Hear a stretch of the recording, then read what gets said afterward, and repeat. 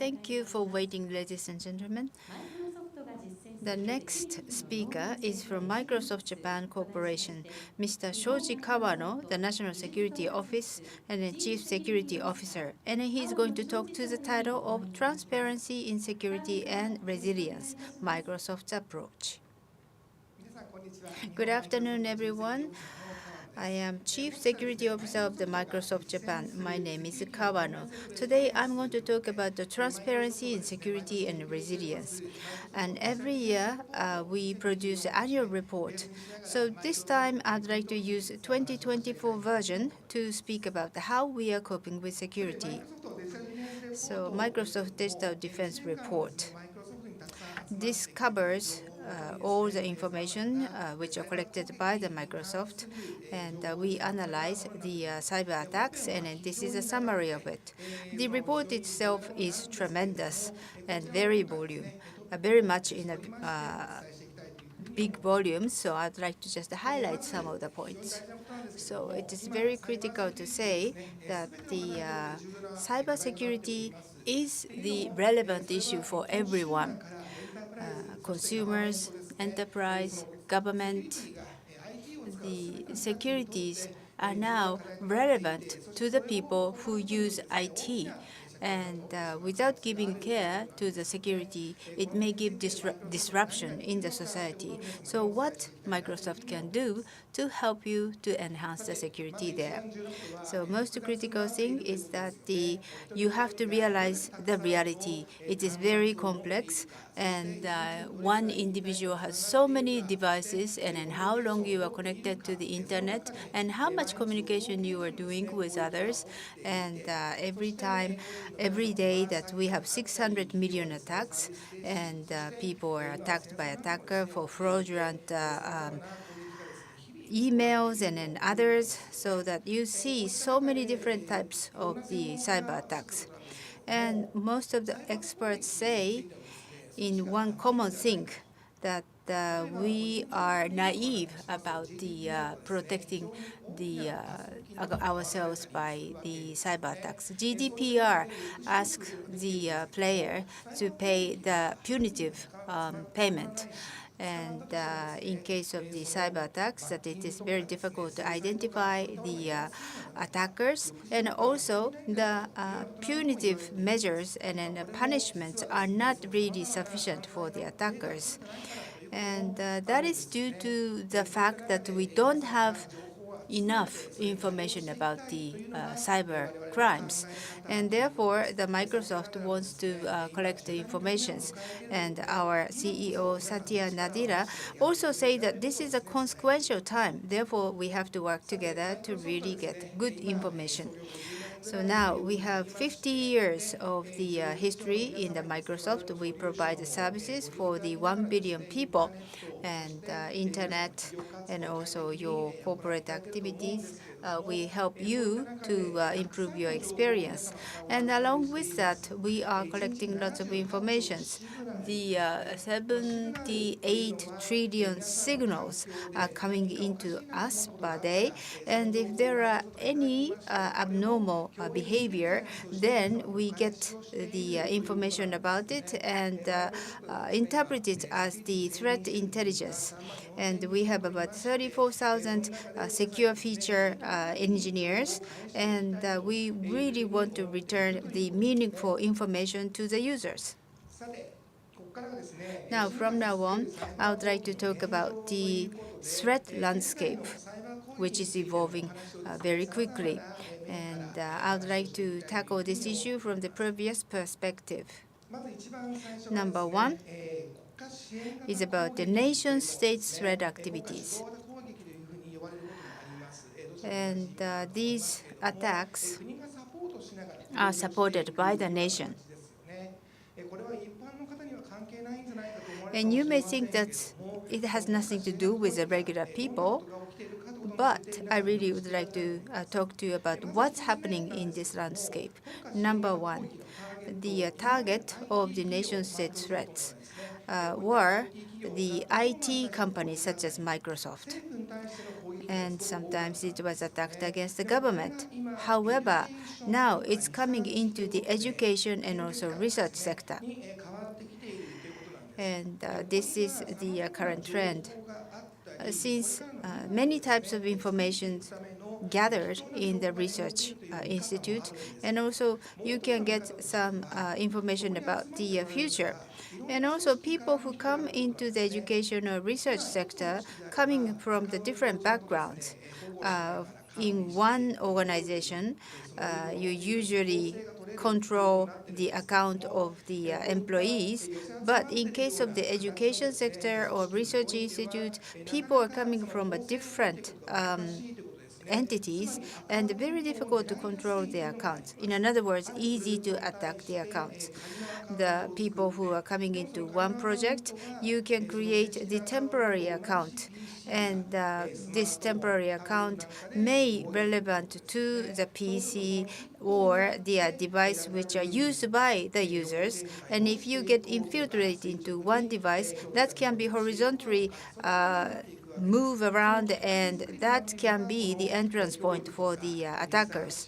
And the education and also research sector are the very vulnerable in that sense. And also Russia and Ukraine are in conflict situation. We have a Middle East situation, and therefore that we have the general elections all over the countries, including Japan. We also had Olympic Games. The attacks are being waged for these different entities, and state-sponsored attacks are supported by the countries, which means that you have enough budget. And of course, there are some countries which are tight in the budget, but in principle, that the government can get the budget to wage a war, cyber war. In the regular cyber crime, that you have to think of the cost performance. So if you want to get 1 million yen, and you are not going to use the more than 1 million, but in case of state-sponsored threats, that they put so much budget and devise weapons, the cyber weapons, plus cyber weapon relevant tools. And those weapons devised during the war are now used in the cybercrime, especially in the underground market. They are sold as the dark tools, and then everyone is available. So invite and others that you can also get the same trend. So this is one of the feature of the nation-state threats. You might believe this is irrelevant to you, but there is definitely potential that may become a crime. So we have 600 or plus nation-state groups that we are monitoring and looking at the signs of attack. We make sure that it doesn't impact the society, whether there's ways for prevention or deterrence. So Microsoft is involved in this field. So now I'd like to move on to the cyber, the crime. So ransomware, I'm pretty sure many of you are aware of this. So in terms of the ransomware attacks, are they on the increase or decrease?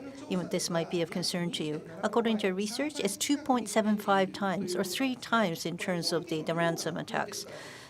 So just because it is more in terms of volume, that doesn't mean it is successful or more successful. So the success rate is on the bottom. It says 3 times. So 3 times, or let's just say it is 1/3 in terms of the success ratio.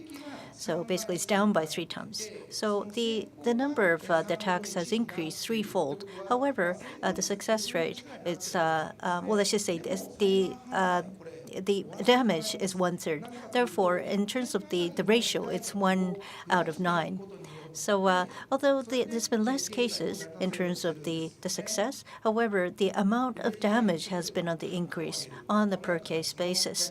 So basically the same analysis. If the top line comes down, we try to increase the unit price. That's the same the rationale here. So in terms of the targets of the attacks, so they are connected to the network, but they are not necessarily controlled properly. Devices, that is. So for instance, on-premise, within the firewall, they seem to appear to be safe, or within the MPL, but these are the devices who are prone to be attacked. So we do hope that you would control these devices at the earliest phase possible. This is a fraud landscape and trends. So as far as Microsoft is concerned, we intend to make fewer instances of the fraud. So there has been a lot of fake account that has been used. And once we find those, we will suspend those accounts. 64 million abusive service accounts have been suspended. And as a result of that, $1.58 billion of illicit fraudulent transaction requests have been suspended. So before, this has been illegally and has been used. So of course, if they're using the credit cards to conduct this abuse, this would lead to the loss and damage of the credit card companies in the past. And of course, this would be over loss to the society as a whole. And of course, the criminals would receive to these funds, and they may lead to another round of the crimes committed by them. So we would like to collaborate with you so we can stop this trend. So we are working together with the enforcement partners to improve the intelligence exchange on cyber threats in hopes of conducting deterrence and prevention. Next is phishing. We have seen a different picture as well. So before it was more of an emails. You had the URLs, and if there's no mistake, you would click on the URL. I think that was been your practice in the past. But even prior to looking at these URLs, the mail security solutions would scan your mails, and actually they would stop that deliverance of the emails, or they may even delete the link. So of course, the criminals they try to be ahead of these security measures. So the next round of idea is making use of QR code. So they would actually include the image of QR code within the emails, and you scan these through your smartphones to access certain sites. So of course, you don't know what exactly is inside the QR code. So you may be pushed into this phishing, the criminal. So a crime, that is. And so Microsoft, so we have 775 million email messages have been found to contain malware. And Microsoft has detected those. So we do have this solution, the security solution to contain this, but some of you may not be aware of the existence of this QR code phishing. So I do hope that you pay attention to this. Also, the QR codes that's in the out in the world, so they may have been replaced with some of the fake QR code. So you make sure that what you read with the QR code, that could possibly be a phishing site. So you would have to check whether you would actually confirm whether you want to really enter the ID or password. And if it's a questionnaire QR code, you have to make sure that the content of the survey does not interfere with your privacy or your qualification or accreditation information. I do hope that you would confirm that it doesn't contain those. Next is impersonation. So deep fake using AI has been around, and of course there's a corporate impersonation. And also we have the tech scam as well. So they may impersonate the Microsoft support desk to make a phone call to the customers. So maybe this is not so much in Japan, but in the overseas. They may even have impersonated the government, the officials. So for instance, there has been some incidents around you. So we'd like to know more about that. Hence, we'd like to get in touch with you. But we cannot use the usual, the line, telephone, or emails or communication because it may be bugged by the criminals. So in order to avoid this, we want you to download a specific application. So let us actually install this particular application, and through this app, we can control your PC from outside. So that is part of this tech scam that we are hearing. So you might wonder whether this is reality. Maybe it is not so in Japan, but actually in South Korea. These zombie PCs. And the government may sanitize those zombie PCs. They may have this mechanism. They do have this in South Korea. So this may be reality. So of course, every culture has different ideas related to security. But there is a possibility this may also occur in Japan. So it is important that we consider these potential cases. So account, it is actually prone to attacks. So most of the account attack is via passwords. Once the passwords are leaked, your account will be taken over. So multi-factor authentication has been used, and that is the route that we are seeing. By using MFA, the Microsoft can protect the account 99.9%. And this is a thing that we have been saying. So, but the ID administrators are also saying the same things. However, the remaining 1% could be the attack surface, and it said that MFA attacks. So there is the thing that you are called back by the companies, and SIM has its phone number so that they can take over the phone number out of SIM. And also MFA's multi-factor auth. In many websites that you do serve MSA, so that you can just say yes to the questions. And some users just don't bother with the questions, and then they just press yes. So that I know that the individual are expected to confirm the question, but the users really have to check the content. It is rather cumbersome, so that just want to go ahead and then yes. So there are so many shadow IDs in the organization, and then that is a digression from the real rules of the company. So you have to be careful. Last one is very important.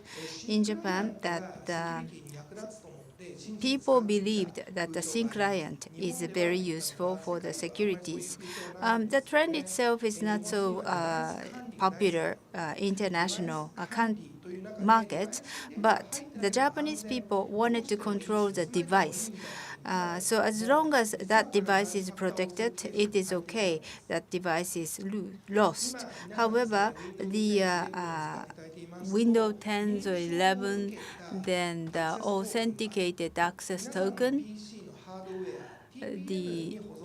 is stored in the TPM in your laptop. So when you forcefully extract the token from there, then that also destroys itself. However, in case of thin clients, there is no hardware to store token. In other words, that the software can copy the token, and then this is the one way to break the MFA.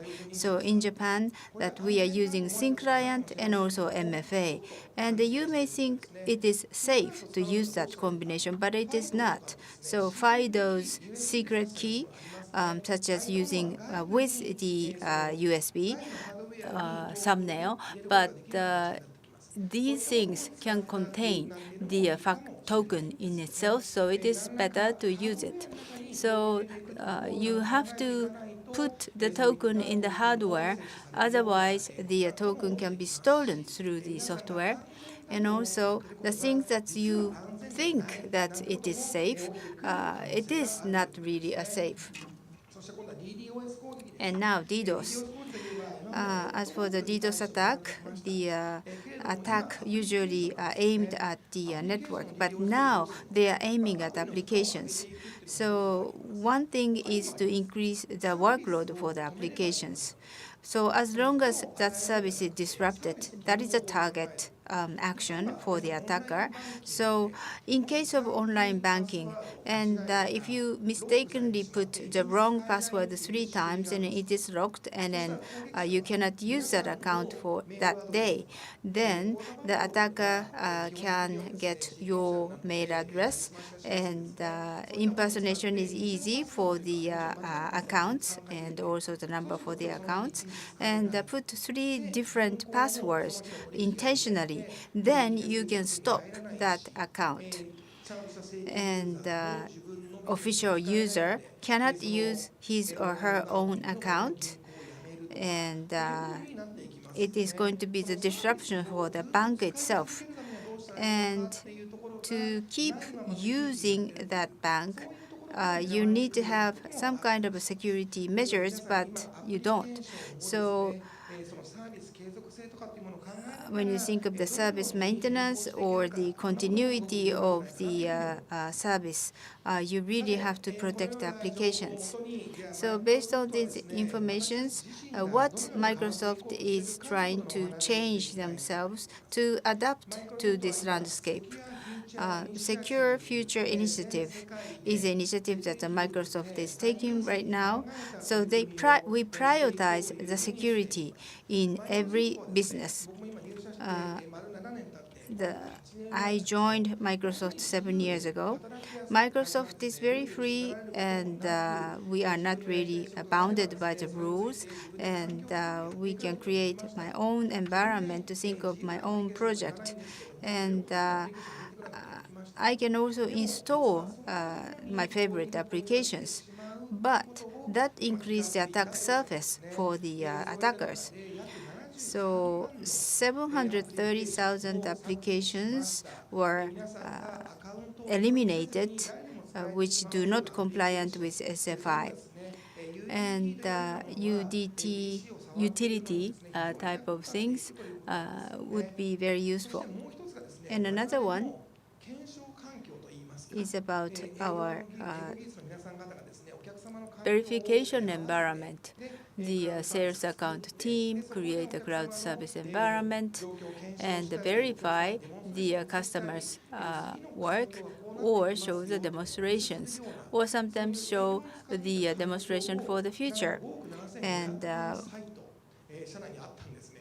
we had 575 million sites we had, but by creating the data, we used to take the company's information into that environment. But if you do that, then the attacker can steal that information from that simple environment. Therefore, we eliminated this so that any plausible environment which can be attacked are eliminated from our environment so that we don't expose ourselves to the attackers. We call this exposure management, but Microsoft is really prioritizing this. So next is exposure management. This is one step beyond zero trust. So zero trust relates to the environment of the PCs and device and network. So we try to eliminate the areas that is untrustworthy. So try to make it trusted across the board. So this is one step beyond zero trust to more of an exposure management. So we need to make sure that the organization is resilient against these attacks. So we have the hierarchy of the cybersecurity needs. So based on the ID management, we would conduct these the hierarchy management. So ID management, this is the area that the Japanese corporates are having the most difficulties. However, in the U.S., ID the management was the first the objective. So actually, Japan started from device management, not the ID the management. Because the code, we can allocate the IP address to the devices. However, the IP addresses can be changed by the individuals. So IP cannot be used as accreditation or certification. That is why there's this idea of zero trust, the environment. So now the network could be used in ways that is linked to the ID. So there's, of course, this concept of a network access.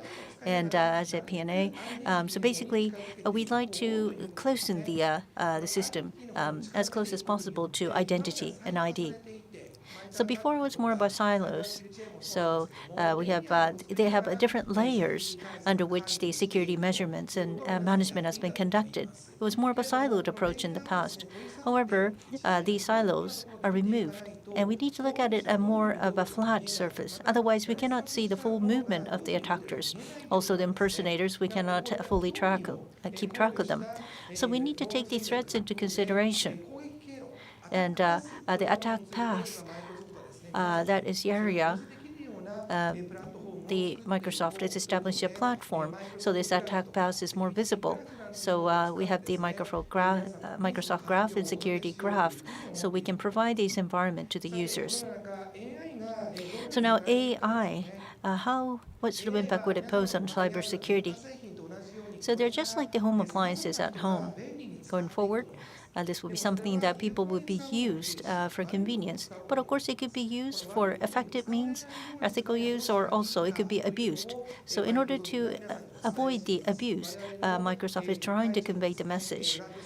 So Smith says a tool and weapon was the book that was published. Whether it's going to be tools or whether it's going to be weapon, this is the topic of the book.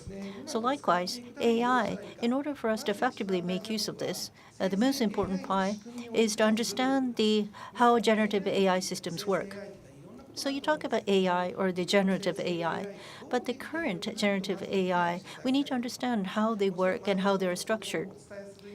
So Microsoft is holding various events in hopes of deepening the understanding of these generative AI.